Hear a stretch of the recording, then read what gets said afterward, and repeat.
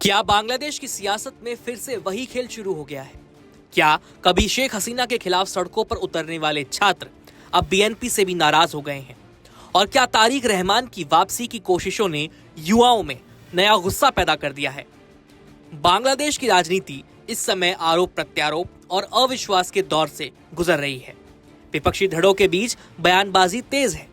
NCP के संयोजक और विपक्षी दल के चीफ विप नाहिद इस्लाम ने आरोप लगाया है कि बांग्लादेश नेशनलिस्ट पार्टी यानी बीएनपी ने चुनावी समीकरणों में भारत और आवामी लीग के साथ कथित तौर पर समझौता कर लिया। आवामी लीग वही पार्टी है जिसका नेतृत्व वर्षों तक शेख हसीना करती रही हैं और बीएनपी खुद को उसकी सबसे बड़ी विरोधी बताती रही है। यही आरोप अब छात्र संगठनों के बीच भी चर्चा का मुद्दा बन गए हैं।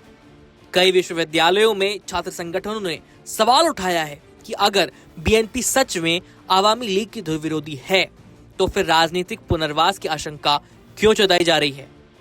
नाहिद इस्लाम ने आरोप लगाया कि देश के अलग अलग जिलों में कानूनी मामलों का सामना कर रहे नेताओं के बावजूद आवामी लीग के कार्यालय यानी ऑफिस फिर से खोले जा रहे हैं।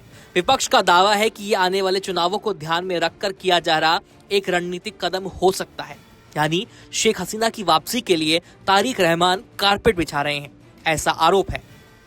हालांकि इस दावे की स्वतंत्र पुष्टि अभी तक नहीं हो पाई है। बांग्लादेश के राजनीतिक इतिहास को देखें तो आवामी लीग और बीएनपी एक दूसरे की विरोधी रही हैं। 1990 के दशक से लेकर अब तक दोनों पार्टियां सत्ता के लिए आमने सामने रही हैं।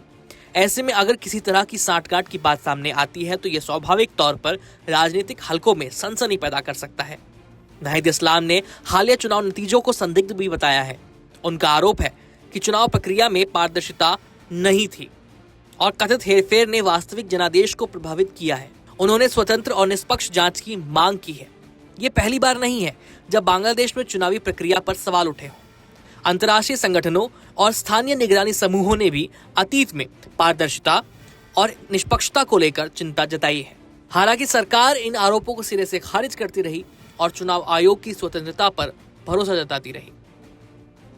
बीएनपी की राजनीति में एक बड़ा नाम है तारिक रहमान।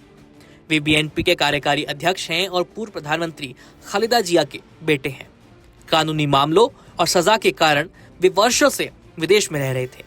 उनके समर्थक उन्हें पार्टी का भविष्य मानते हैं, जबकि विरोधी उन पर गंभीर आरोपों की याद दिलाते हैं।